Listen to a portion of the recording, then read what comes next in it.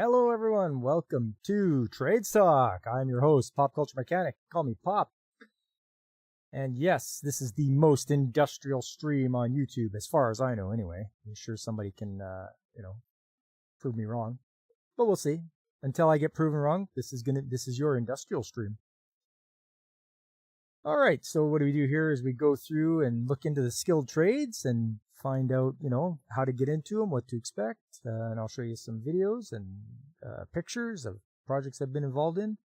We'll also go through a bit of the news, and we'll look at some articles to see and to prove to you and show you how bad of a shortage there are of skilled tradesmen out there in both countries. But before I get to that, I would like to say hello to you, David Glenn, loyal watcher of the channel and mod. And look who made it. DJ Ronnie G, you made it. Right on, DJ. And of course, Veritax stopped by earlier. Hopefully, Veritax, you watch this on the replay. It was nice for you to stop in. And who popped in? Of course, it's Karl. Guten Tag, Karl. Returning the favor, have a good stream. Smash that like button. Thanks, buddy. I know you guys are streaming right now over there on Dirty Neo's channel, but I appreciate you stopping in. You and I'll have to get together sometime and have another chat. All right. Now that all the hellos are done with, let's move along to the news, courtesy of Plant Magazine. I saw this one, caught my eye there. Construction begins on an EV battery separator facility in Port Colborne, Ontario.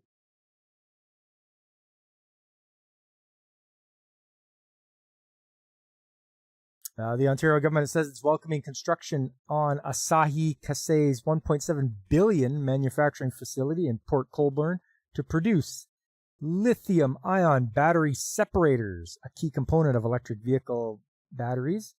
The new plant is part of Ontario's growing end-to-end EV and battery supply chain, accelerating the production of Ontario-made EVs and creating better jobs with bigger paychecks in the Niagara region.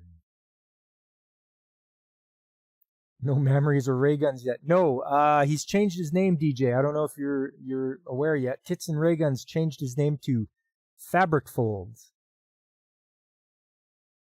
Meat curtains or something similar. Yeah, close enough, David. Close enough.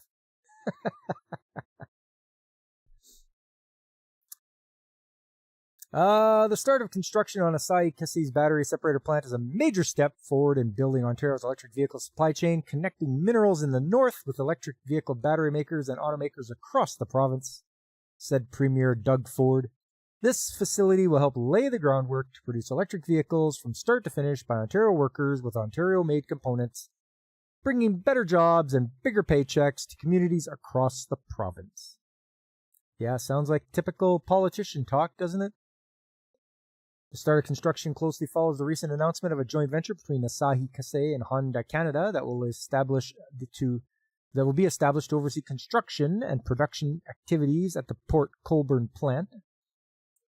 Earlier this year, Honda announced plans to establish Canada's first comprehensive electric vehicle supply chain with 4 new manufacturing plants, including the separator plant in partnership with Asahi Kasei.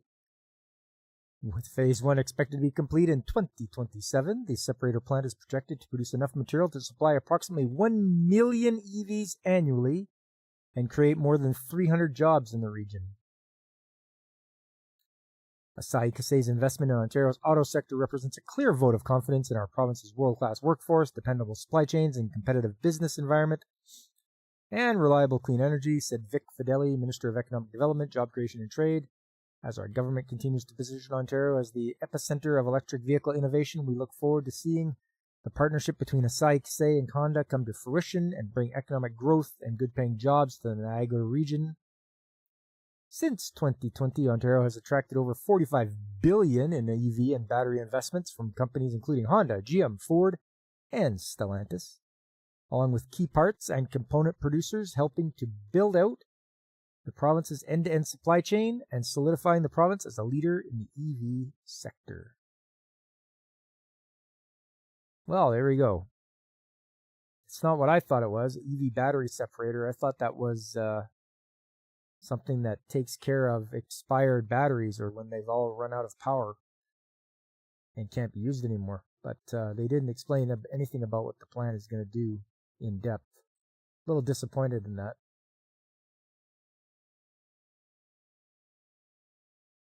Well, let's move along here. Statistics Canada reports wholesale sales up, manufacturing sales down in September. Equispheres enter supplier agreement with 3D Systems.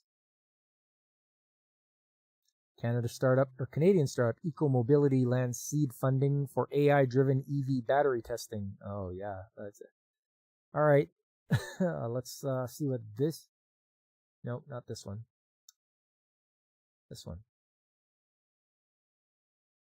EcoMobility, a startup from McMaster University's Center for Mechatronics and Hybrid Technology, has secured seed funding from a global group of mission-aligned investors. That doesn't sound very ominous, does it? A global group of mission-aligned investors.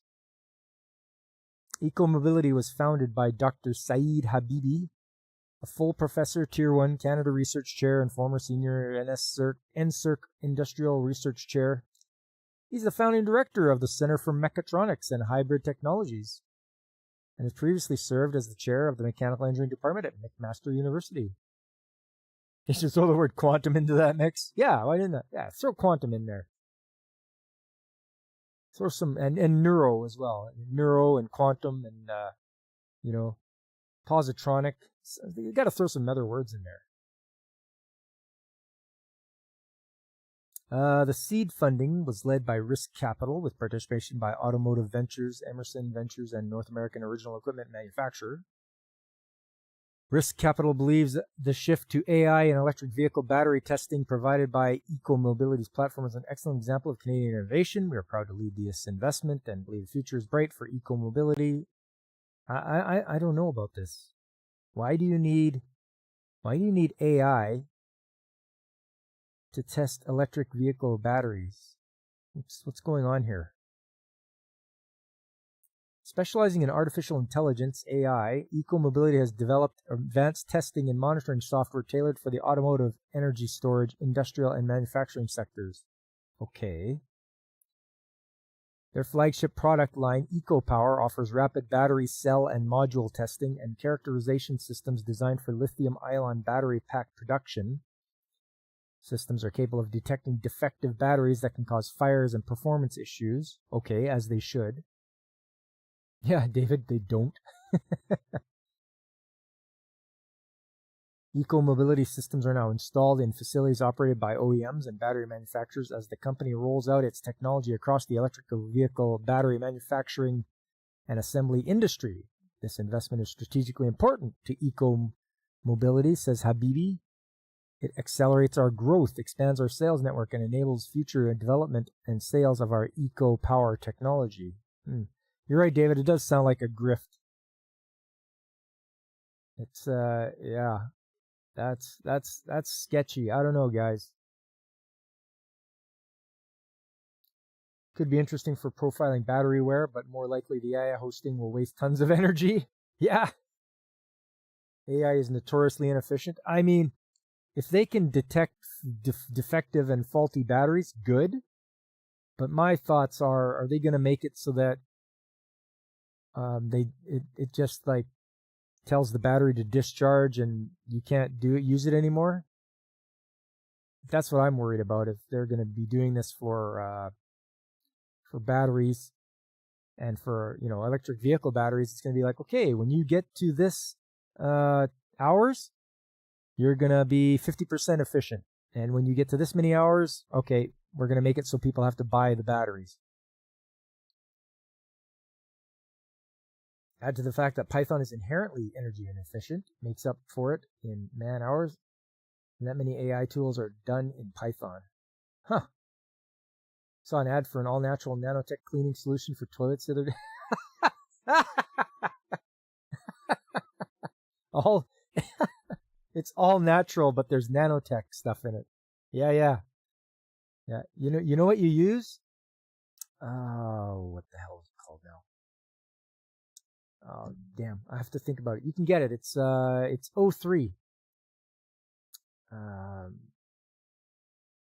Oh, damn. I can't even remember what it's called. But apparently it just... hydrogen peroxide. Use hydrogen peroxide for cleaning. Like, seriously. It's a great cleaner. It gets rid of lots of germs. But, obviously we're going to have to suit up for it and wear your protective equipment. But you can use hydrogen peroxide. You don't need nanotech cleaners. Yeah, hydrogen peroxide. Do some studying. Don't just go grab a bottle, but do some studying and look into it.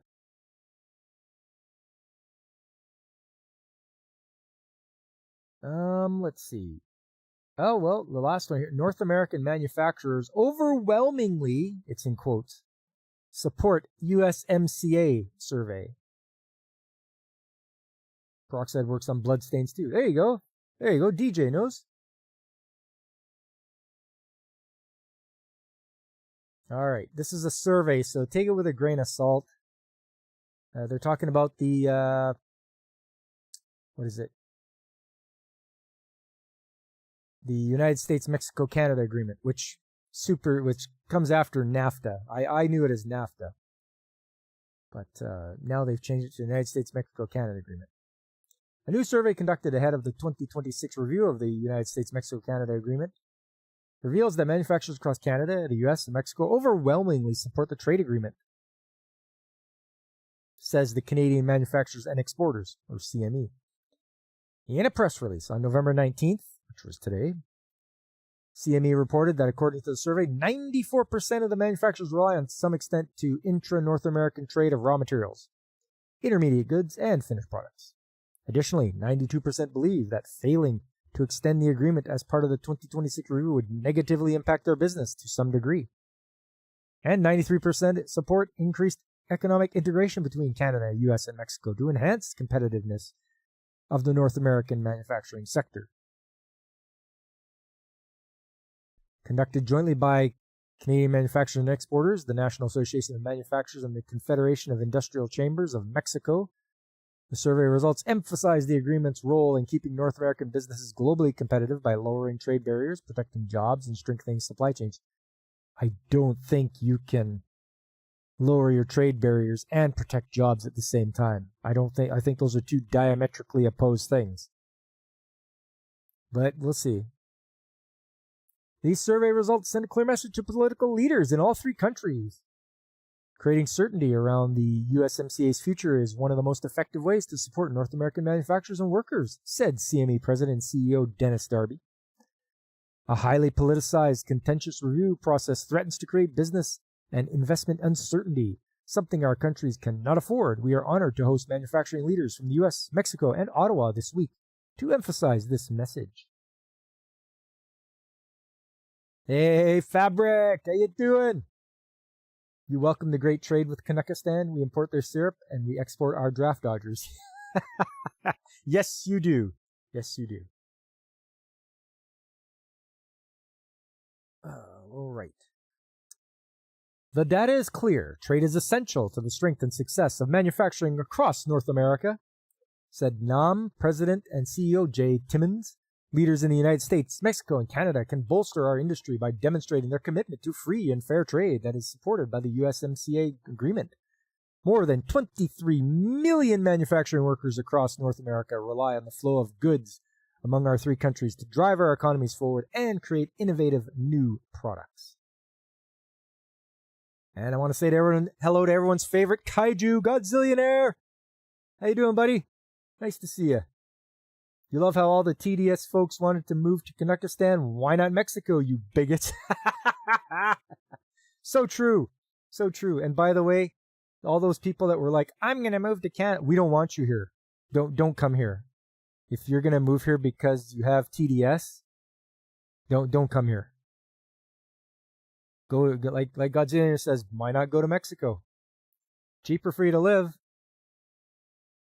And I want to say hello to Alex Moore. How you doing? Cheers to you, Alex. Nice to see that you read a lot farther in Failure Frame. I'm looking forward to that as well. I can't wait till they come out with season 2. We're almost at the end here. The results of this survey highlight the essential role of the USMCA in supporting North American manufacturing, said CONCAMIN President Alejandro Malagon Barragan. For a secure and competitive region with strengthened free trade, not create barriers. Our economies are interconnected and complementary, creating jobs and driving growth that directly benefits the people of our countries. This is why Mexican manufacturers strongly support USMCA. North America's manufacturing sector employs 23 million people and generates more than 1.5 trillion in annual trade. The survey conducted in September and October 2024 reflects responses from 422 manufacturers across Canada, US, and Mexico. And we can look at the complete survey results here. That's fine. We need to do that. Does failure frame the Trudeau story? You know what? You're right. You're absolutely right. That is that's his biography. And that's it for the news from Plant Magazine. Next, I'm going to step up and have a look here at this article from Clayton News Daily. I don't know where Clayton is. I'm Georgia, maybe. I'm not sure. If you guys know where Clayton is, let me know. This one, it starts out, as the U.S. invests in infrastructure at record levels. Are they? Please, my American friends, tell me, are you guys investing at record levels in infrastructure? Are you seeing it? Or is it just some line they're trying to feed us here? It says construction workers may be hard to find. Well, there's no doubt that that's true. They're going to be hard to find, because there's a shortage, as I've been telling everybody. The workforce lacks plumbers, carpenters, electricians, and other skilled laborers. If Trudeau were an anime, he'd be Bleach.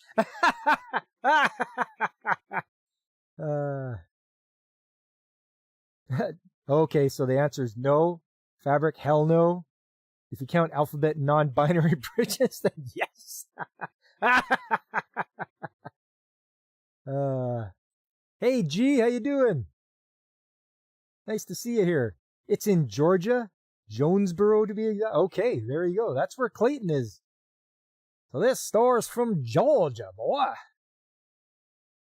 So in terms of actual builders missing from the workforce, AGC survey shows that contractors are struggling to fill roles for almost all craft positions, but particularly for cement masons, mechanics, plumbers, carpenters, electricians, and pipe fitters, welders.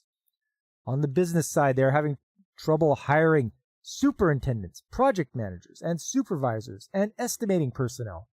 Most of these roles are projected to grow faster than average over the next decade, BLS projections show. So the current shortage will only be exacerbated when the need to fill future positions arises. That's why you get in now, everybody.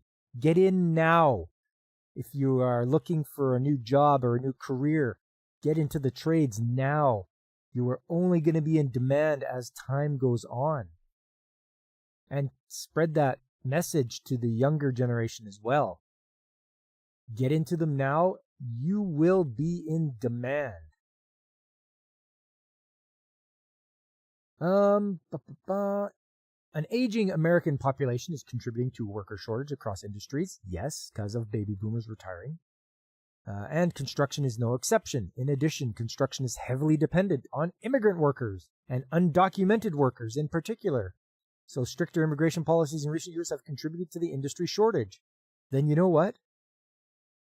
Come here legally and be documented. Just do it that way. And then you won't be caught in the crunch when the government cracks down. It just makes sense. What's more, educators, policymakers, and some parents have pushed younger Americans to pursue four-year degrees rather than trades jobs in recent decades. The federal government spends nearly 4 times as much supporting traditional college degree programs than it does on workforce education and training for construction and related fields, according to a recent study by the Progressive Policy Institute and the Associated General Contractors of America. This marks an $83 billion... Did it say 83? $83 billion difference in federal support between those two career pathways and translates to much less focus on trade occupations at a national level. It's almost like they're doing it on purpose, like they don't want people to be smart enough to repair things or build things, for that matter. And yes, don't forget, subscribe to DJ Ronnie G. Do you like astronomy? Do you like turtles? Do you like tech stuff? You tune into DJ Ronnie G, who has the Monday show on Wednesday. That's what he calls it, folks. I'm not making it up. Monday show on Wednesday.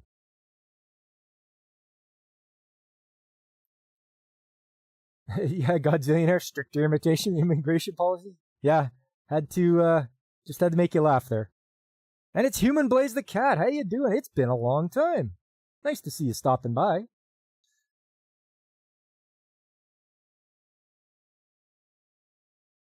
We'll continue on here. Despite the lack of investment, Americans appear to have a renewed interest in trade occupations. In 2024, enrollment grew by 17.6% at community colleges with the largely vocational program focus, adding 117,000 new students, according to the National Student Clearinghouse Research Center.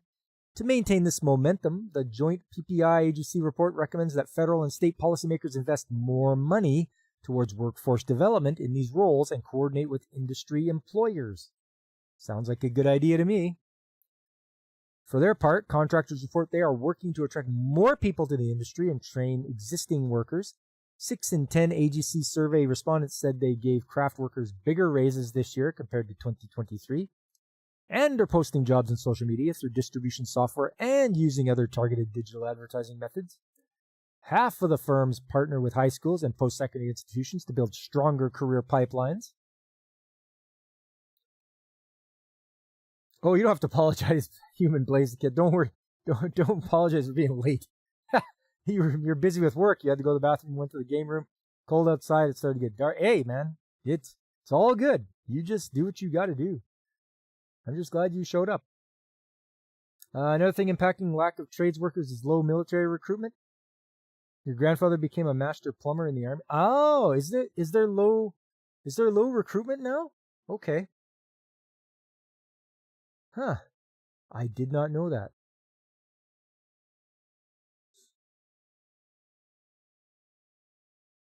Within their own workforces, about 4 in 10 firms said they have increased spending on training and professional development, some in new ways. Increasingly, contractors are adopting virtual education programs to offer their employees ways to advance their skills, whether through video classes or augmented and virtual reality training devices. I have yet to see that. I think they're full of it. Augmented or virtual reality training devices? Nah. No company is spending the money on that. That's baloney. I don't believe it for a second. Entities like AGC and associated builders and contractors are also working to recruit new workers to the field by advertising and adding apprenticeships, pre-apprenticeships, and other education programs. They are also working to help contractors improve retention by providing training on how to create more inclusive work sites. Oh yeah, that's always good. Still, training and education takes time. In the short term, construction groups also recommended that federal lawmakers create more legal pathways for immigrants to work in American construction, such as through new visa programs. Just remember, you get what you pay for, and a lot of the companies don't want to pay.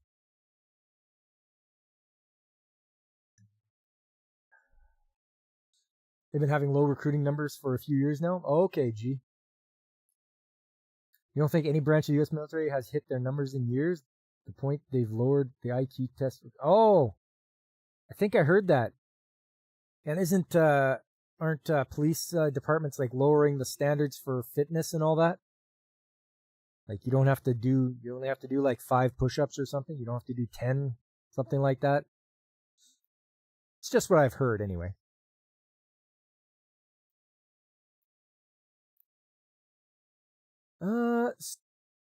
With hundreds of thousands of more construction workers needed in 2024 and beyond, it will take substantial efforts and investments from local and federal governments, individual firms, educational institutions, and industry groups to recruit prospective trade workers. Yeah. Do it when they are in elementary school.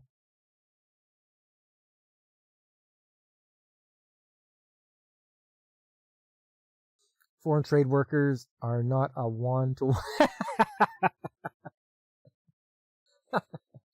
Yes, they are not one-to-one ratio. Here in the States, universities have been buying vocational and trade schools, gutting the programs. And what? No, man. That is not good, Fabric. That is not good at all. That's disgusting.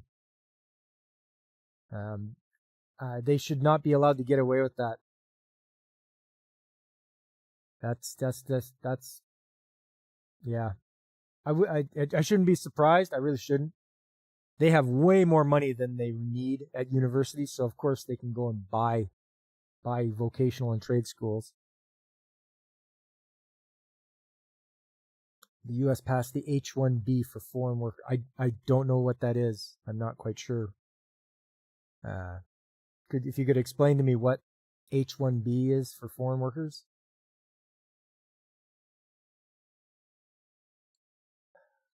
Oh, job visas. Okay.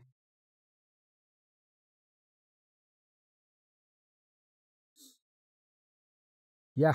No, that makes me very sad but I'm not surprised that universities are doing that. It's disgusting.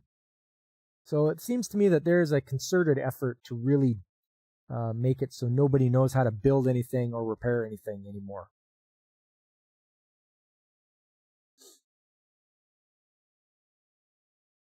Yeah, and it should be no surprise because they're afraid. They're probably scared that more young people are not going to university, and they're like, you know what? We're going to go to a trade school. Because people are waking up to the fact that you don't need a 4-year degree. You don't need that to get a good paying job. But you know what? They do not ever. I have a friend who went to university here in Canada, and she wanted to leave. Like the course wasn't for her. She just decided, you know what? I've had enough of this. I don't want to do this anymore. And she's like, listen, I'm on the verge of ending myself. And so I didn't know this, but universities have counselors on there to stop people from ending their lives. Like they're specifically there for that job, to talk students out of ending their lives. And they did everything they could to make her stay there and pay the tuition. They did not want to lose that money coming in. They were so hell-bent on making her stay. But she eventually was like, listen, I'm out of here. I'm done. So, but they tried their best to convince any student that wants to leave to stay and keep paying.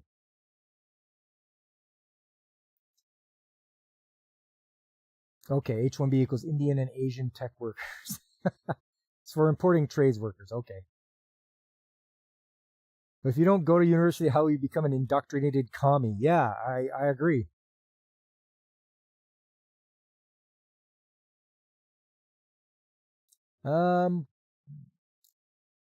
Let's see here.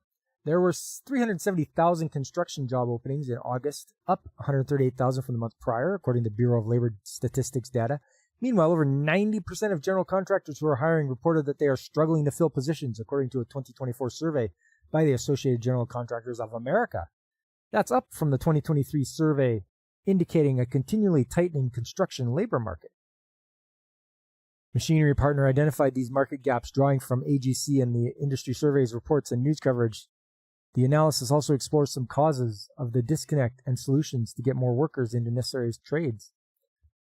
The shortage isn't about lack of candidates. The Chamber of Commerce analysis shows that there are about as many unemployed construction workers as job openings, and even slightly more. However, more than 6 in 10 contractors said available candidates lack the necessary qualifications for open positions. whether in terms of credentials or actual skills. Half said that the new hires either fail to show up or quit soon after starting. That's a big thing too. If you want to, just showing up is 50% of it. Having a worker show up to work. You have to make it really enticing for them. The impact, especially in a time of great demand, can be profound. Projects will take longer and cost more, while some may be delayed and canceled altogether. For publicly funded projects, that means American tax dollars won't go as far, as the governments may need to request more funds to get them done. Crucially, when it comes to infrastructure projects, delays and cancellations can pose public safety threats as roads, bridges, and dams continue to deteriorate. This is why you buy land in the middle of nowhere, so when this house of cards crumbles, you have a place to go. Damn right, Godzillionaire. Head for the hills. All right, well, that was that one. Next up, this is from the Calgary Herald. New program aims to spark interest in trades at Calgary schools. And we can see these look pretty young. Young kids, so they're starting in elementary school. Why bother learning a trade? Dogecoin to the moon, bruh! Yeah. A new initiative at Calgary Elementary Schools aims to help educate students about skilled trades and construction careers. The curriculum supplement, a program called Honor the Work, was launched in 750 Calgary Catholic School District classrooms this year, along with 40 within the Calgary Board of Education. One school in Red Deer and 18 schools in Edmonton are also signed on, all of them funded by their local construction associations, said Angela Coldwell, founder of Honor the Work. Coldwell worked as a high school teacher in Alberta, and her husband works in the construction industry, a combination that sparked the idea for the program 5 years ago. Well, good idea. Good for them. You need a Waco compound more than ever? Yeah, gee, you really do. We realized there was a gap between the workforce needs as well as when kids were learning in schools about skilled trades and construction careers, she said. Looking at research, they found that elementary school is the prime time to light sparks and decrease stereotypes within STEM, particularly around involvement of women in various roles. Okay, well, you don't have to lean into the women. They typically do not want to go into STEM programs. They don't like it. They don't want to. Stop forcing them.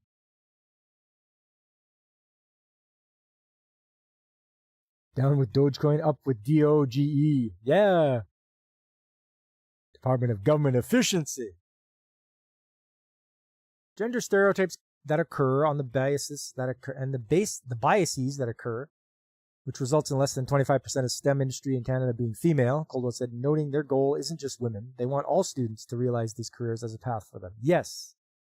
Don't just focus on women. They don't want to do it. They're not interested.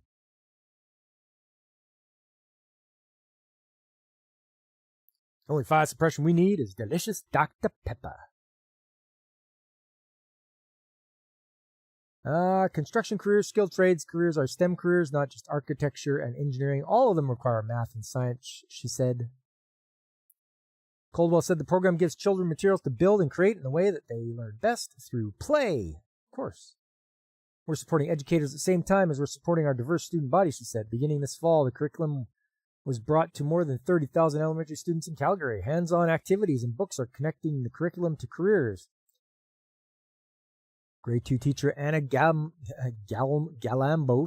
put the new curriculum into action at Don Bosco School in Southeast Calgary, where students practice bricklaying in an unconventional way. We're attempting to build a house out of sugar cubes and icing. It's very messy, Galambos said, and the chatter of students filled the classroom. Students love it. They're super engaged about everything that we've been talking about. They're also handling sugar, so I'm sure they're probably hopped up on sugar. Look at this kid. This kid's mouth is covered in sugar. Of course they're going to love playing with it. Dr. Pepper is the best brand of Coke. Yeah. You know what? I didn't mind. I don't mind the Dr. Pepper. Kind of like how the gaming industry in Hollywood have been focusing on women, and how's that working out? Yeah, how's that working out for you? She said, for teachers, the lesson provided give many different options to look at and use for research. I don't know these jobs, so having somebody else put something together for me has been a huge help, Galamabost said. Kits for elementary grades will each come with several supplies, some of which can be used for multiple school years, while other consumable items will need to be replenished.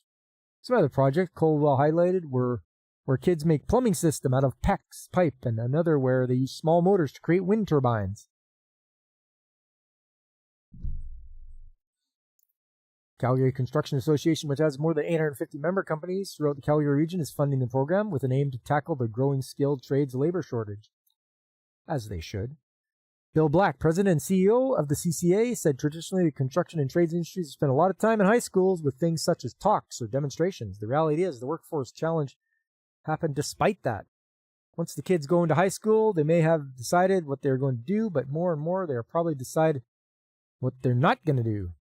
The program allows the industry to connect with elementary students and prevent stigma around certain roles.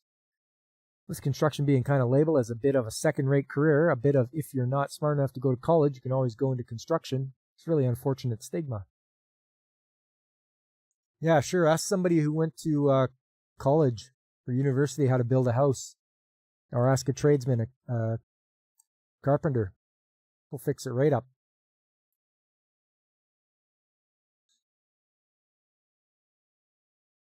He said the program is an opportunity for teachers and parents to see kids getting excited about the idea of building something for nothing or building something to solve a problem. A lot of the trades require a high degree of science and understanding, the ability to calculate, to measure, to plan, to build a solution that actually is an engineered solution. It's not just the kit.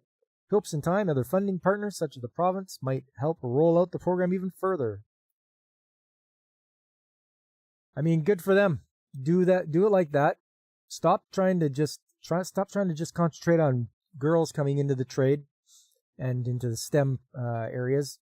Make sure it covers everybody. And yeah, it's a good idea. And they said talking about solving problems and using your brain. I mean, you got to do that. You're in the trades. You've got to figure out how to do things. You can't just be a parts changer. You do that and you're no good. You can't troubleshoot. You can't do anything like that. So you have to use your brain.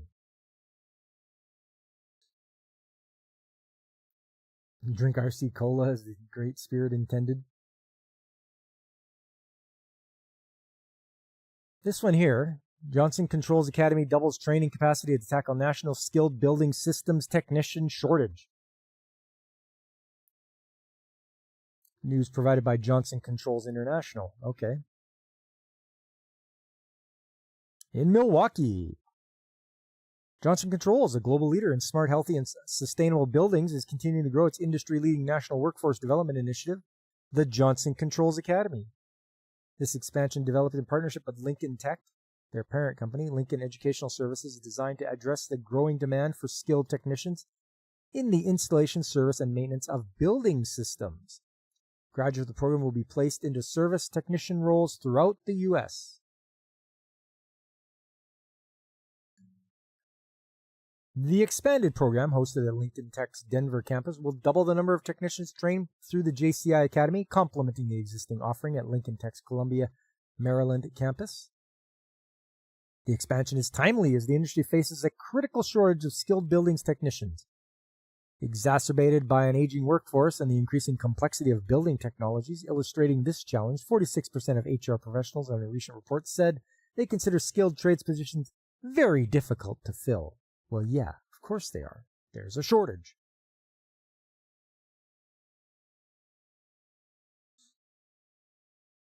As businesses and municipalities increasingly prioritize upgrading and retrofitting their facilities to enhance efficiency, reliability, safety, and comfort, the demand for a highly skilled workforce to manage, maintain, and troubleshoot these complex building systems has never been greater.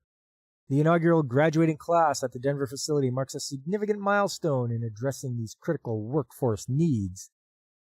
Our goal with the Johnson Controls Academy is to train more than 300 new technicians each year. directly responding to the increasing demand in our industry, said Julie Brandt, president of Building Solutions North America at Johnson Controls. The program fills critical roles in the building industry and fosters a diverse, innovative community that will drive sustainable long-term impact. A lot of word salad there, everybody. Your problem with all these programs to increase workers is you can't teach curiosity. If you're not inherently interested in the stuff to begin with, you're not going to have much success. Yeah, Godzilla, I agree. If you don't have an innate curiosity about things and how things work or why things need to be a certain way, you're not going to be effective. You're not going to be very effective at your job. But if you truly have that, hey, this thing, I need to figure out how it does what it does, and I have to figure out how to repair this, or I have to figure out how to build this, then, it's like you're saying, it's going to be hard. What is Shasta Cola? Truly a backward people.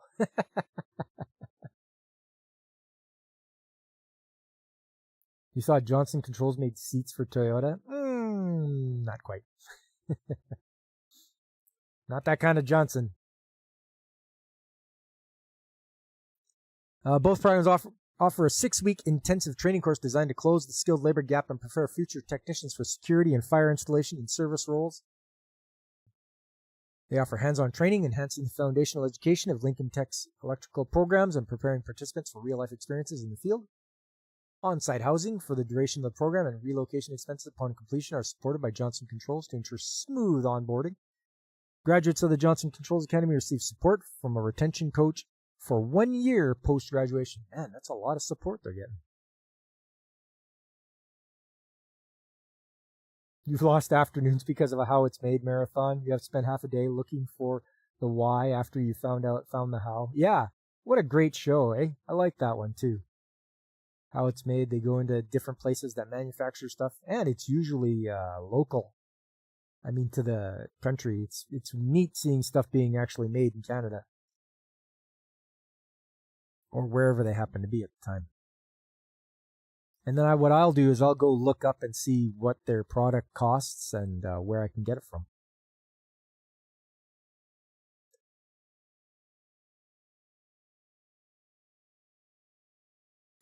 This partnership with Johnson Controls enables us to broaden our innovative training programs, providing graduates with hands-on experience and direct pathways to careers that align with market needs, said Scott Shaw, President and CEO at Lincoln Tech.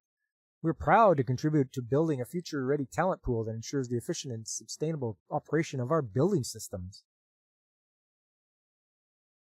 The collaboration between Johnson Controls and Lincoln Tech began in 2018, enhancing classroom experiences with cutting-edge equipment and technology. Johnson Controls is dedicated to workforce development from the K-12 level and throughout the employees' careers.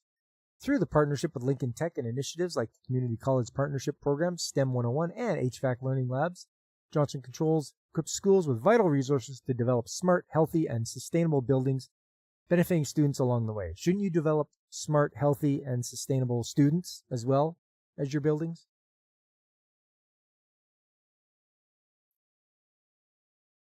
Oh, Godzilla, didn't you also lose an afternoon watching My Dress Up Darling? Johnson Controls Academy. The jokes write themselves. Yes, they do. You like Japanese How It's Made?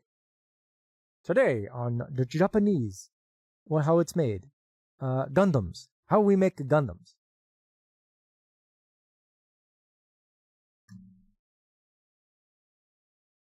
Johnson Controls Academy. Pen is mightier. Marin was worth it. Attaboy.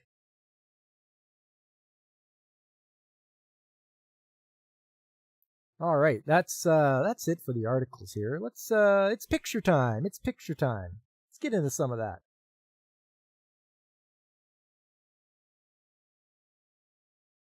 Do this.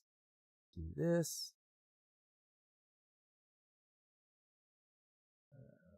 That. And that. Nope, not that. That's what I wanted. Okay, so the guys left this on the bench. It's a fire extinguisher. You had to know how those cosplays were made. Yeah. Yeah, you always roll your eyes when you hear sustainable. No one talks about rare earth metals in batteries being sustainable. Of course not. That would ruin their whole green vision. You know, oh yeah, batteries, EV, it's the way to go. It's the way of the future. Yeah, you ever seen a strip mine for your battery materials? So yeah, the guys left this on the bench. I can see why. You guys can too. But surprisingly, this thing was not ever discharged. It's still got the lock, still got the plastic hasp around the lock. But for some reason, the pressure has left it. So something's not right.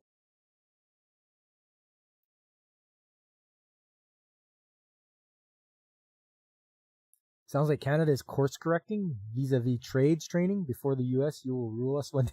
I doubt it. I doubt it. But I know we do have good trades training programs, especially in this province. Like we have two of the top trade schools, which are SAIT and NAIT. So Southern Alberta Institute of Technology and Northern Alberta Institute of Technology. And they are freaking huge, and they do a lot of trades in there.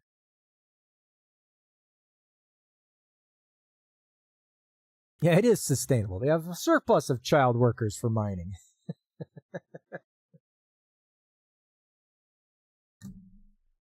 But yeah, I'm going to have to send out this fire extinguisher. For some reason, without it being actuated, the pressure has gone out of it. So I took another picture of it on the side here just to see. And it could be the fact that it's from 2006. So maybe it's about time to... So the night shift wasn't using fire extinguishers and rolling chairs? I can't rule that out. I'm not there on night shift. And we do have some nice rolling chairs, so I can't put it past them. They would have to do it outside, though, because it would leave a mess outside the building. But yes, this is a 20-pound dry chemical extinguisher. And yeah, from 2006. So maybe it is time to retire this thing for good. Might have to buy a new one.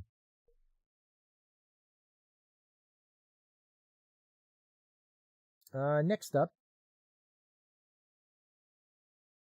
The reason I put tanks a lot for the title is because of this.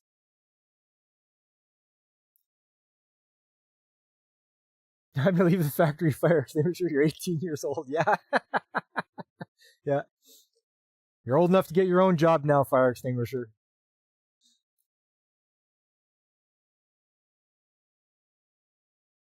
You can't say anything. The one you have under the sink is from 1988. Woof! She's probably all hardened up now. I bet you it won't even work. The fire extinguisher's too old for Leo DiCaprio.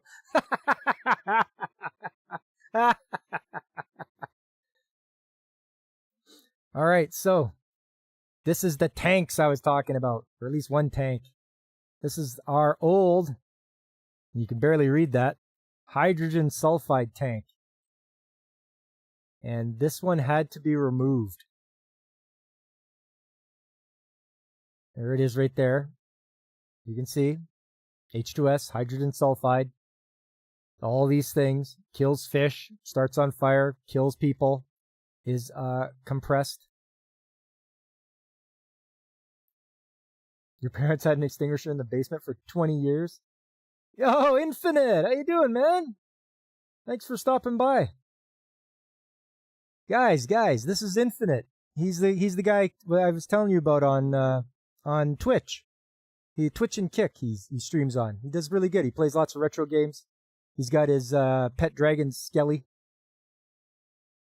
Teaching us about dangerous things? You betcha. That's what I'm all about.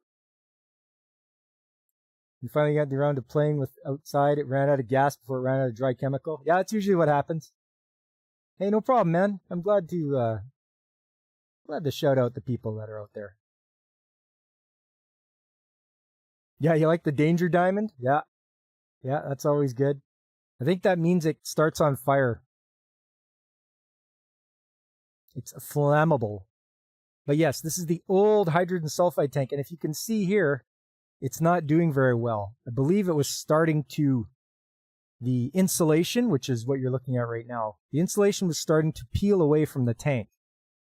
So as you can see here, you're getting ripples and everything like that. That is not good. So if you do that, your tank gets rusty and it starts to corrode, and then you're looking, you're going to end up with a big problem. Yeah, 4 is the highest. That's right, Metal. You got her. Remember learning about it at some point, but you don't remember details? Yeah, that's exactly it. 4 is the highest number. So what happens when you have this old one that's corroding and rotting? You get a new one. And that's it right here. So this one is, on the next episode, a trade stock. Yeah, exactly. You got her, Fabric. So this one, brand new, just installed in September. Just installed in September. And yeah, we've got, it's got heaters here, because the way you move things around with these tanks is you use heat to create pressure. So the heat heats up the material. It, gets warm, you get pressure, and then you can push it around wherever you need it to go, wherever you want it to flow to.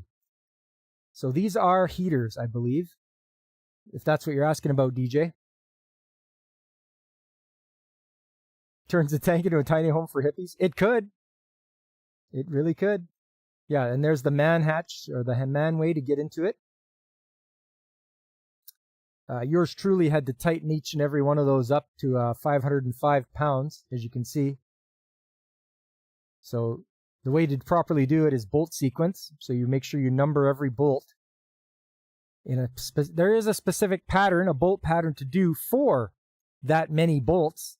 If you do it too much on one side, you won't get proper sealing. It'll lift up the gasket. You won't get, and stuff will leak. Hey, B17, how you doing, man? You're finally back on a stream. Yeah, right on. Good to see you. So yes, I had to use our 600-pound torque wrench, tighten these down in a specific pattern. And I believe there was 24 of them. Yeah, there you are. 24. Yeah. Man, that took a while, because you have to do it in stages. You can't just go right to 500 on one. You do a third as you're going around. So it'll be like, okay, 175, 350, and then 500. So you go around this thing like 9 times. It's like, oh.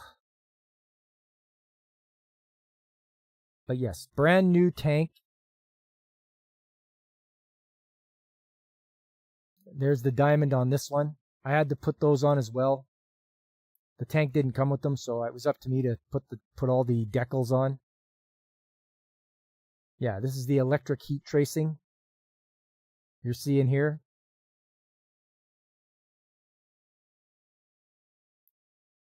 And there it is from another angle. You can see the old one in the background, lying down there, waiting to get taken away.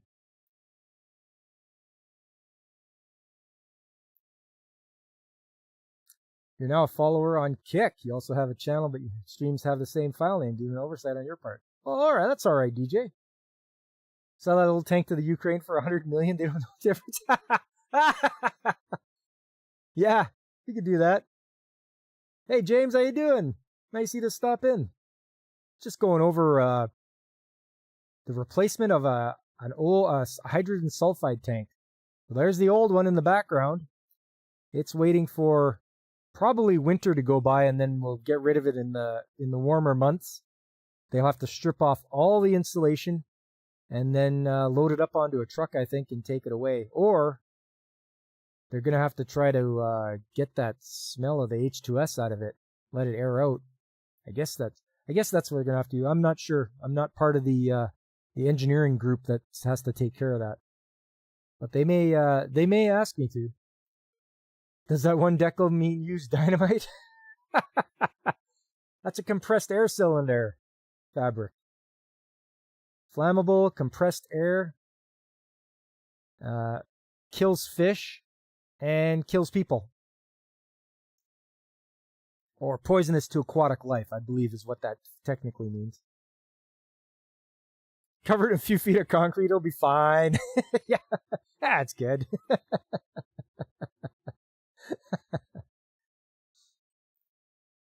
Bit of a pain in the old engines, but you're still kicking after all these 80 years. Yeah. What's up, James? Not in a good mood. There we are. Hydrogen sulfide. And for those of you that don't know, hydrogen sulfide, extremely poisonous. I think it can kill you at like 500 parts per million. I think you're done if you inhale that much. Causes pulmonary edema, and that's it. You're done. So you can smell it at very low concentrations, 10 parts per million. But as soon as you get to 100 parts per million, it burns out your receptors in your nose, so you can't smell it anymore. And then you're in trouble. That's why every single one of us wears an H2S monitor. And we make sure they're bumped every day, bump tested, to make sure that they are not going to fail on us.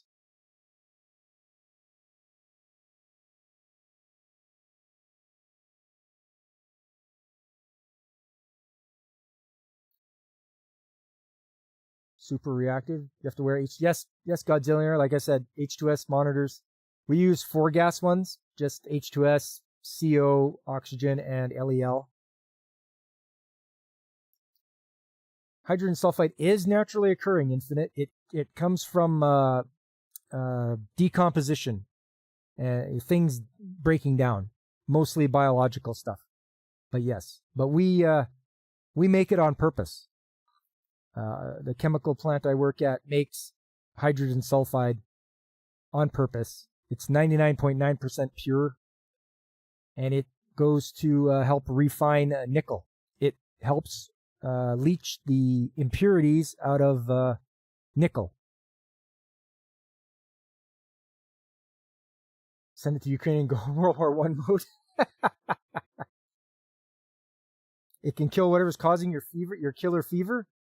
It'll not only do that, but it'll take care of you pretty quick as well. You betcha. Is it worse than chlorine gas?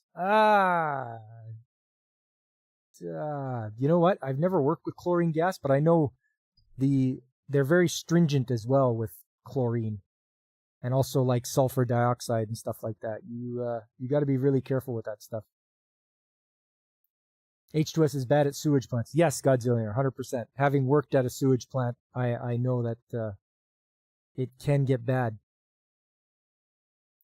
You got a good idea now? Yeah, you felt like, yeah, you've heard sulfur compounds being used for processing other metals? Yeah, for sure, 100%. It's amazing what they use to combine with other metals. And like I said, this is used to get impurities, leach the impurities out of nickel. High quality nickel is important for a lot of things that need to be tough. You want them to wear, to put up with any kind of wear. Nickel is great for that. You do know you can experience a diluted form of phosgene gas if you use brake cleaner indoors? Yeah, don't do that. Brake clean is terrible stuff, especially if it's the there's non-VOC, but then I'm sure you might be able to get the VOC stuff, volatile organic compounds. That's terrible stuff. Always use it outside. You'll achieve ambient. You would say your fever is cured as well as your oxygen addiction. Yeah, this will teach you to be addicted to oxygen. You got a good idea too. If you see those diamonds on a discarded container, run.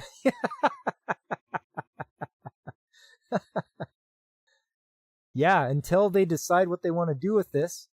It looks like it is open atmosphere. Here's one of the connection points. So maybe they'll let it air out over the winter time. It'll just if these are open atmosphere, It'll just air itself out.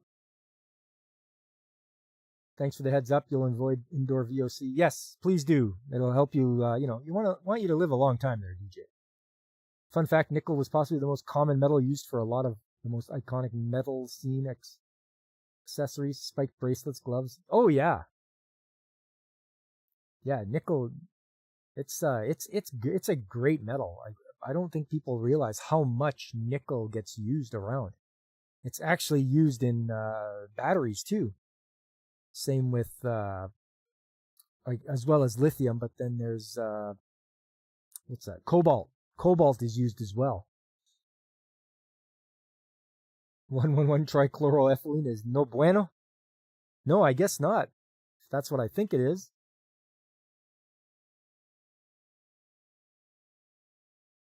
But yes, brand new tank. All connected.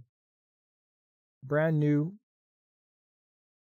Pressure relief valves on top because you need those as well. In case your tank overpressures, you have to have pressure relief valves. And those vent not to the atmosphere because that's dangerous. It vents to this thing right here. See this big stack? Everything gets vented to that big stack. So that is whenever you see like a refinery or a place that has a large stack with a flame coming out of it, that's what it's for. If the flame is very low, things are running well. If the flame is coming out of it like 50 feet in the air, problems. The plant is having problems and they're having to, purge and blow stuff up to their stack. Trike used to be great for cleaning things except for that pesky cancer stuff. Yeah, no kidding, Godzillionaire.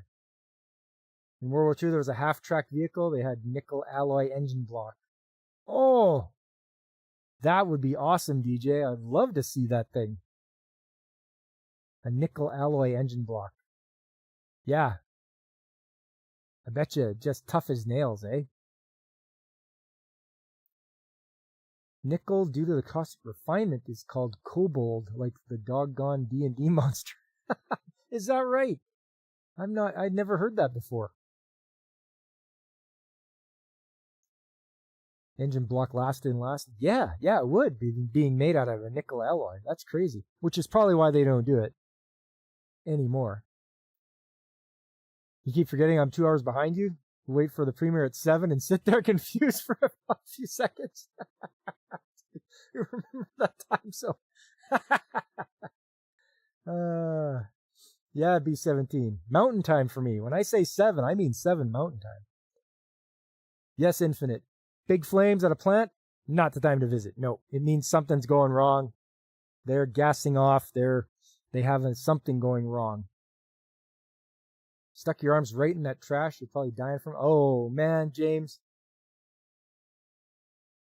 Didn't the old VW bugs have magnesium engine blocks? Those things would burn like mad. I don't know. I don't know if they had magnesium engine blocks. That would be something if they did, or somebody's got to find out for me about that. Hey, Nico, how you doing, man? Nice of you to stop by the old Trades Talk. I usually see you coming out, for anime chat. But yeah, good to see you. Hope you're doing well. Mountain time is the best time. Damn straight, Fabric. You think aluminum, which can also burn if not lined with iron or steel. Okay. So that would be like a aluminum block with iron sleeves or steel sleeves in it. Let's see what else I got for pictures for you guys.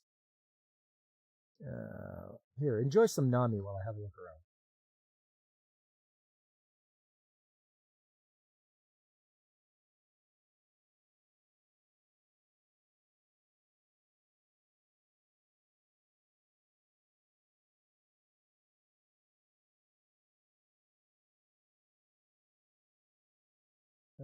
Let's see here.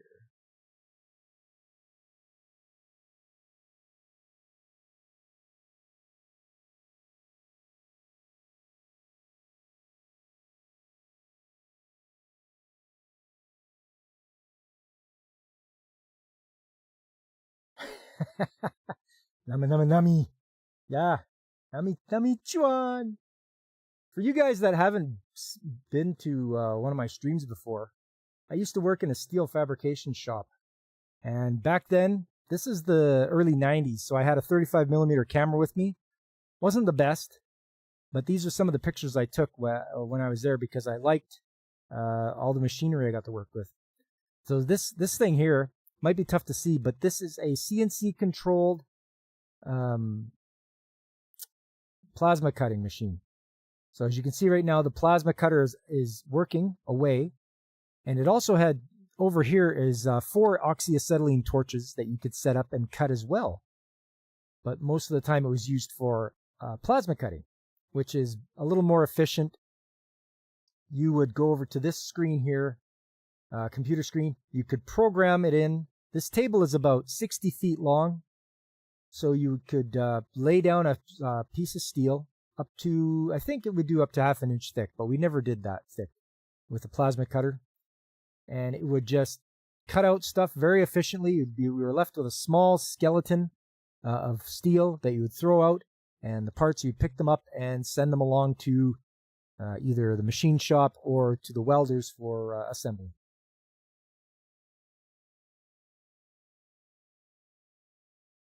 Magnesium would burn through concrete even under water once ignited. It's damn difficult to put out. Okay.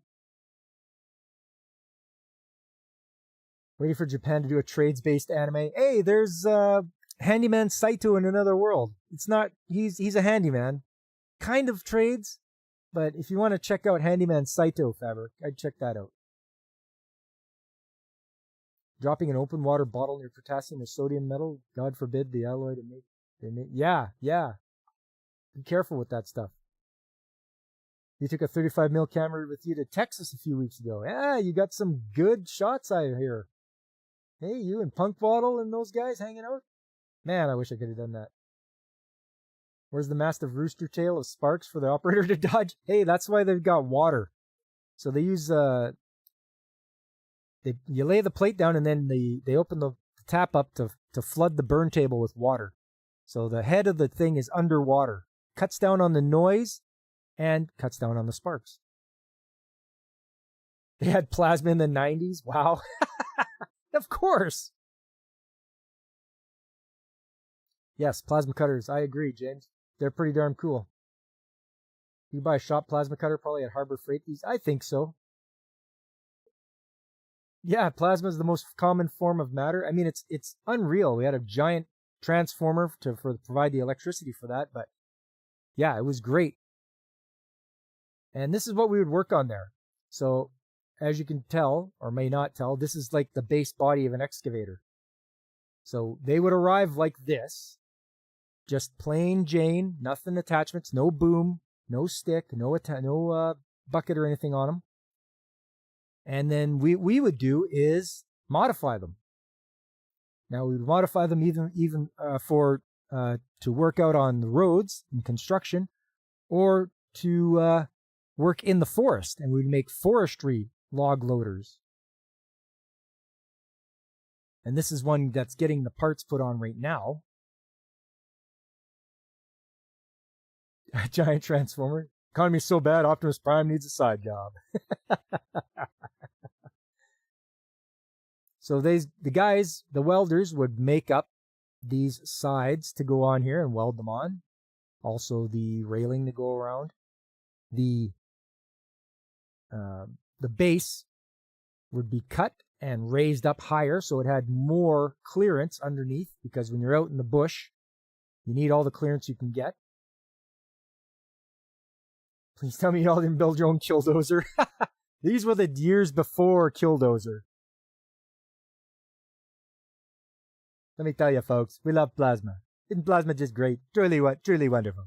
It's huge. Use Kodak 400 film or some brand, ASA 400, something like that, DJ. I'm pretty sure.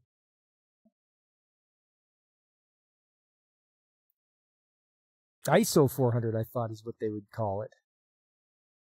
There's an overview of the shop. This is the assembly side. I know it's not a great picture, but that's the best you could do back then. The lighting is terrible. those metal halide lights or sodium lights. They weren't that great, but there's some of the forklifts in there that would move stuff around, and this is where the guys would work and assemble parts. There's the other side of the shop, which would build attachments and such, like buckets for digging and all that kind of stuff. They even made grave digging buckets, believe it or not. People would order up grave digging buckets. There's a better shot. Naturally, it's outside, it's raining. Of course it is.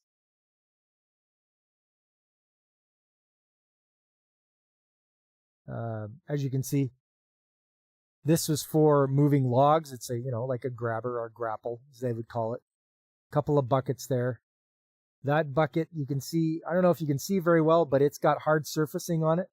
So what they would do is you'd put the cheek plate on there, and then you would get the special hard surfacing welding rod, or in our case, because it was a production shop, you'd get a roll of wire, hard surfacing wire, and you would just hard surface it. The guy would draw with soapstone on there and make a checker pattern and just follow the lines. Follow the lines to hard surface, and it's supposed to keep it lasting longer. Grave digging buckets for the plots of larger individuals. Yes. Or everyone. It was something else to see. But yeah, they did that. There's one that's closer to completion. So they've got a fuel tank / counterweight combination here. So they would make the fuel tank / counterweight. They would fill it with lead shot. And then they would, back here is where you connect it to the main body. I believe there's like a giant screw or bolt and nut that goes in there. And there's the filling cap right there. So it was a fuel tank counterweight combo with the sides on here for more protection.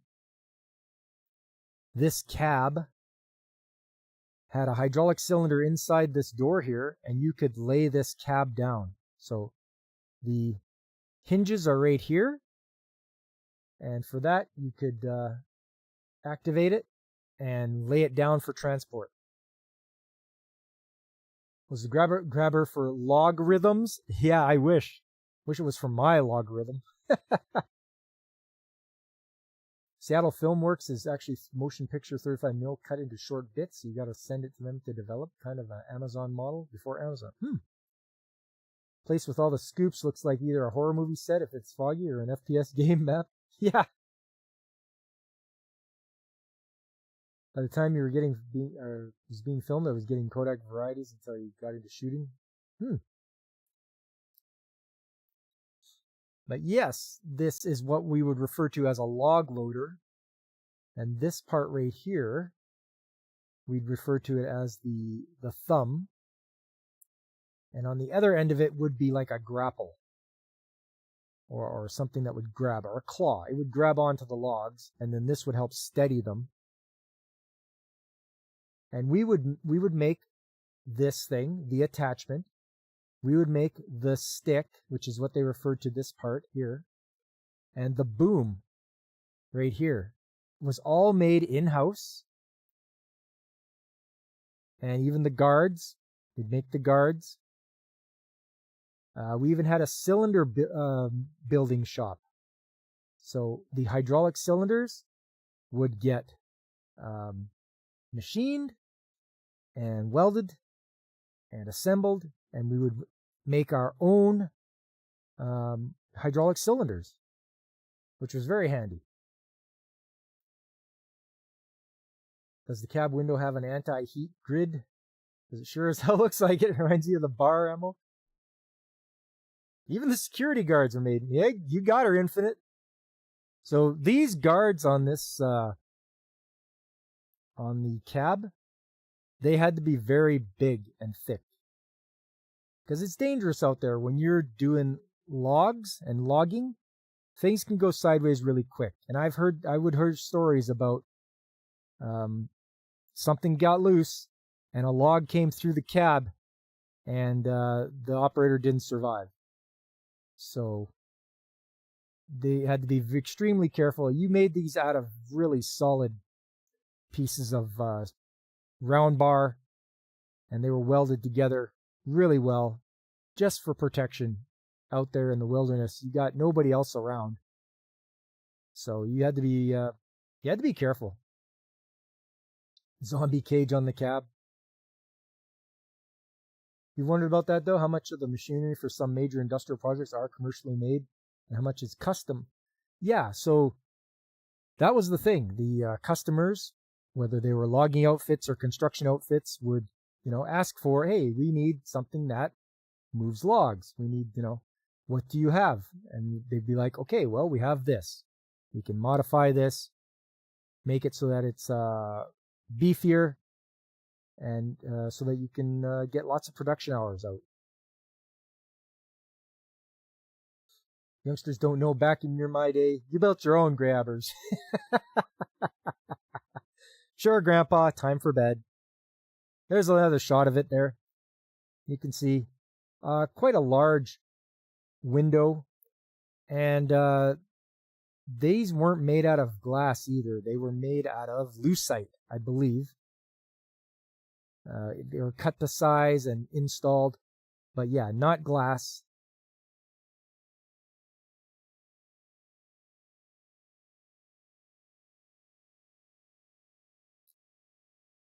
And yeah, it's as you can see, this boom has two hydraulic rams just for that extra power it needs to lift those logs.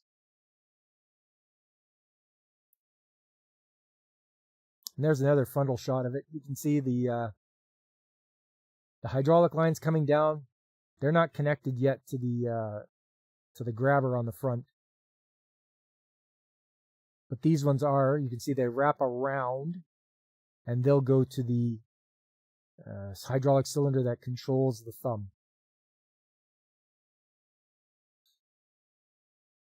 Plexiglass, same stuff. Okay.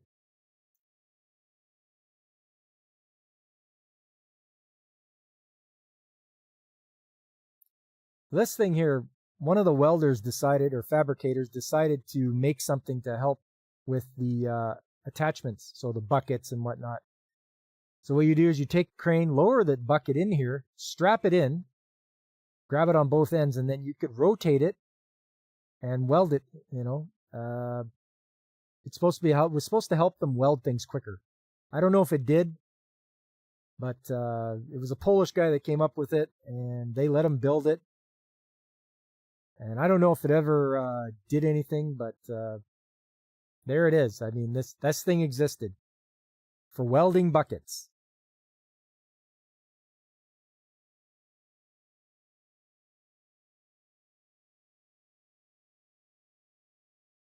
Dad made your mom a plexiglass paddle. Get bent, no belt hits that hard. Nope. And that's it. That was like I say, that's working in a steel fabrication shop where they build machines and attachments. And we refer to these are that's a general term for all this stuff. We just call them attachments. And it was a good learning experience. Don't let me lie to you. You carved out a solid steel with a chisel.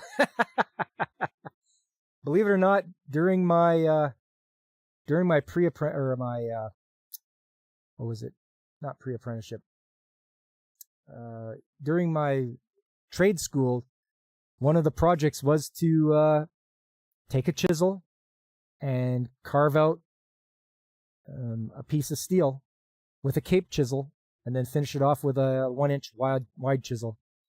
So that was one of the things they made us do. Out of curiosity, did you use SLR, point and shoot, or disposable? It was a point and shoot, DJ. This one here that you're seeing the pictures of now was just a regular 35mm point and shoot. Stealing tungsten was a problem. They had metal detectors only on the exit doors. Oh. I almost leaked the spicy anime photo stash. Hardly. Buckets, claws, mobile suit hands. Yeah, yeah. Just ignore this. This isn't the hand of a mobile suit or anything.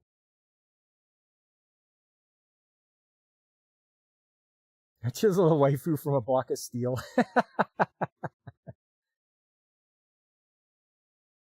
Yeah, it was amazing. I'm glad I had the experience to work there and see that these things were happening. It's pretty amazing to go from just a blank plate of steel to you've got yourself, a log loader that's going to go out in the bush for the forest industry.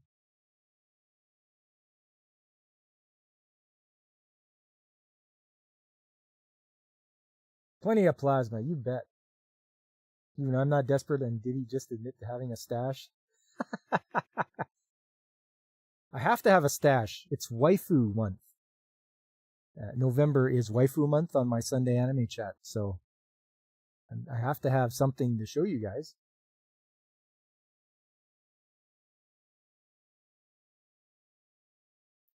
It actually worked well if you read the manual and follow the directions. Usually is.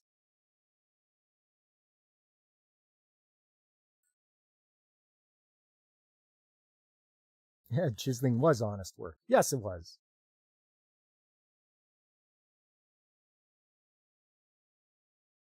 You're not a real engineer until you've been cussed out by a machinist for drawing something wrong. Oh yeah. Well, I used to work I was a sawyer at that place. I worked my way up. From being like a bucket grinder, a guy that would clean things with a grinder, and a sander. And I worked my way up to sawyer. And it was funny when the machinist made a mistake, they'd come back and be like, "Yeah, you cut this piece too short." "Oh, okay. I'll cut you another one." And so you just cut them another one, but you knew they messed up, but they're just trying to pass the blame on. They don't want anybody to know that they messed up. Hides his waifu stash under his mattress.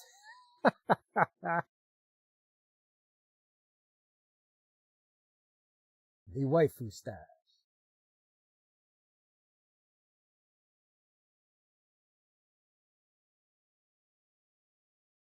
You know what? Let's keep going with the pictures a bit here.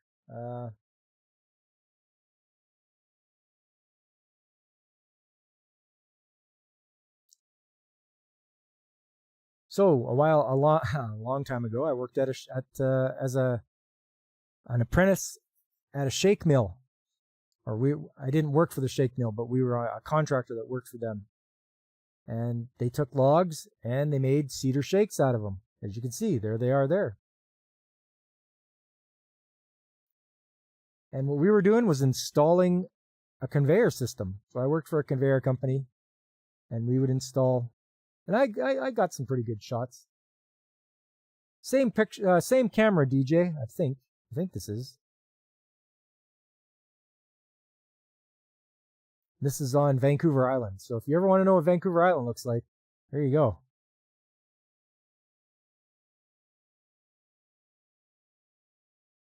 So there it is there. There's the machine we were installing, and the conveyor that was going in the machine.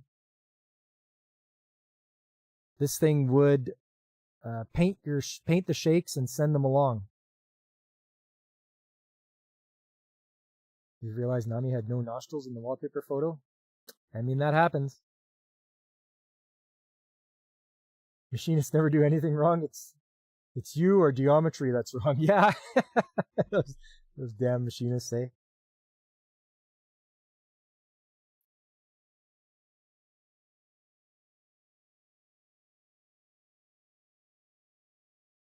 We'll rewind VCR later. There you go. So yeah, this machine here, I think it would paint them and dry them.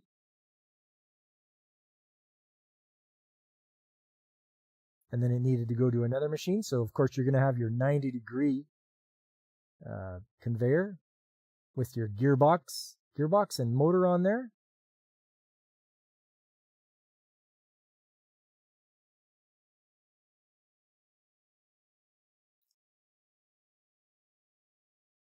I didn't spend too much time on the island. I think we only spent a week there. It's just a mouth breather.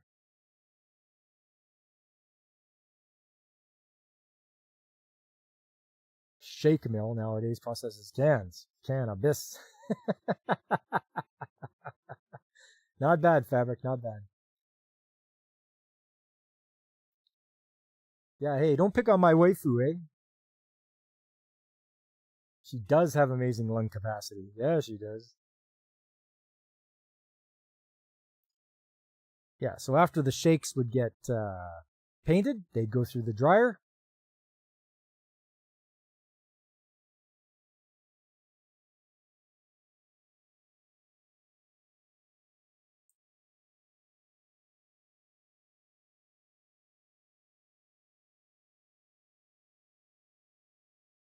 Wasn't too bad working on this thing.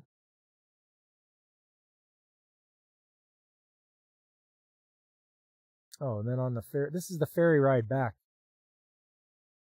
So I was going from the island to the mainland, and this is just taking pictures. A bit of a foggy day out.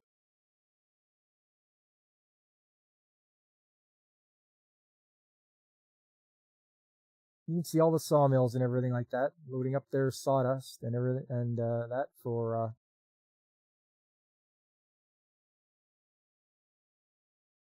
There you go. Yeah, this is a neat place to work at. Brand new installs are always nice.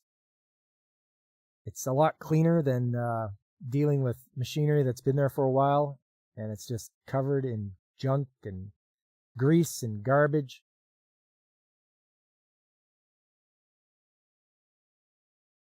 But yeah, we had to install, where are they? Right there. See these little holders? So these things would support the shakes as they went through the conveyor. And you'd have to move the conveyor, put one in, move the conveyor, put one in, and you can see they stick through the chain. So you'd have to count 1, 2, 3, put one in, count the next 1, 2, 3, put one in. So it could be tedious work for sure.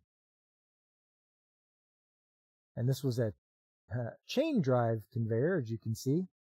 It's got the chain, it's got the sprocket, there's the support bearing right there.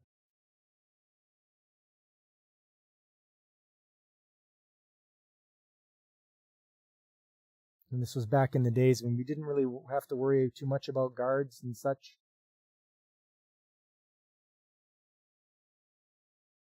But it was quite the experience being at the shake mill.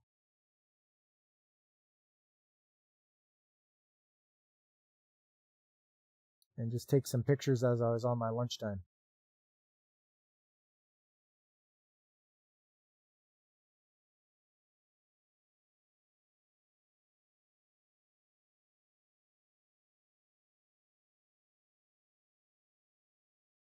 And there you go.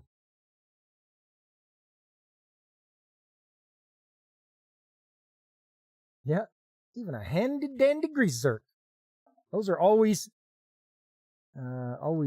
what you're looking for. You're always making sure you got, at least in maintenance anyway. If your grease zerk doesn't work, get another one. Find a spare. Because you've got to have grease for those bearings, no matter what. Well, all right. I think we're going to wrap her up here, fellas. Let you enjoy a little bit of waifu goodness as I wrap this up. Just want to thank you all for coming out today. That was quite the number of you there today. All of you. Go by name. I mean, David Glenn, DJ Ronnie G, Veritax, Godzillionaire, Gemini, Fabric, Infinite Metal even stopped by. It was nice seeing you, Infinite. DJ Ronnie G, B17, James, Human Blaze the Cat was there. If there's anybody I missed, hey, Nico. Always good to see you guys. Yeah, grease zerk delete means more mechanic labor. Exactly. Yeah, thanks, Metal. Appreciate you stopping by. It was great to see you. Please, guys, if you can, hit that like button, subscribe, or do whatever it is on whatever platform you're watching me on. Tell your friends, spread the word. There's other good channels out there, people I personally watch and enjoy, like Pacific 414 and the aforementioned DJ Ronnie G. There's Brandon the Anime Guy, Carl at the RNG Podcast. There's Tomby from across the pond there in Britain. There's Angry Canadian, Nerdpora Lifeform. There's everybody's favorite penguin, Punkwaddle. Don't forget, he's been throwing up good ponderances lately. I just watched one before I started my stream today. And let's not forget Infinite Metal. You can find him on Kick and Twitch. He plays some retro games. He's got his Dragon Skelly to chat with. And you know what? You generally have a great time watching him play those retro games. Skelly pokes fun at him. It's a fun time. Coming up for me, Saturday, Retro Game Day, I'm going to be playing some more Yu-Gi-Oh! For the DS. I've got to really get my deck built up so I can at least take down, like, Bakura. Like, what a pain that guy is. And then I got to work my way up to Seto Kaiba and his Blue Eyes White Dragon. So I got to do that. I got to work up my deck so I can at least take him down. Thanks for throwing that out there, DJ. Appreciate that. The link for Infinite Metal. And then Sunday Anime Chat Day. It is the last Sunday of the month, which means, I'm sorry, but Waifu November is going away then. So you guys got to join me on the last Sunday Anime Chat of November so we can see those waifus and appreciate them. I've got some new ones lined up for you. I hope you guys are ready. Make sure you bring your favorite waifu too. We definitely want to share and have a look and do mutual appreciation, because that's what it's all about with the waifus. Then we do a complete come around to Tuesday again. More Trade Stock Tuesday. I'll be here talking about the skilled trades, what it takes to get into them, how to learn, what you're going to learn. And I'll have more pictures and more videos and a lot of the good stuff that you guys like. We can talk about, the most fun industrial stream you guys will ever be on. At least I hope so. That's what I'm shooting for anyway. All right, well, I had fun tonight. I hope you guys had fun too. It's really great to see you all come out. And I hope to see you guys on Saturday for Retro Game. Some more Yu-Gi-Oh! It's time to duel, sucker. Watch some Yu-Gi-Oh! Abridged while you're at it. It's pretty funny. Anyways, thanks for coming out, everyone. I appreciate you, and I hope to see you on Saturday. Until then, I've been Pop, and I am signing off.